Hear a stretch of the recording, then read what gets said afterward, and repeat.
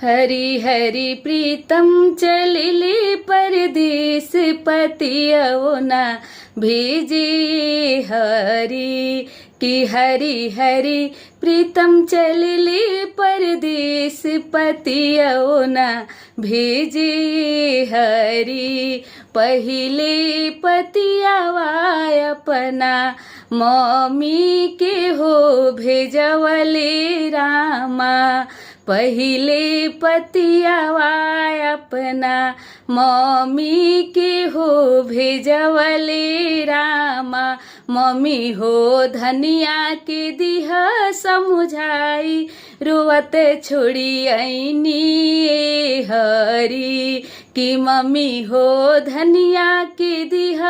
समुझाई रोवत छोड़ी ऐनी हरी कि हरी हरी प्रीतम चलिले परदेस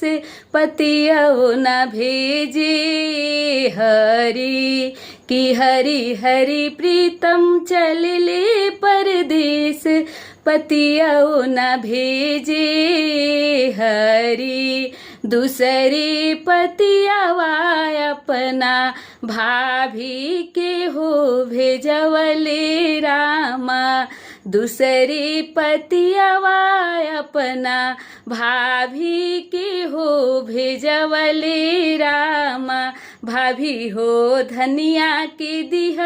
समुझाई रोवत छोड़ी ऐनी हरी कि हरी हरी प्रीतम चलिले परदेस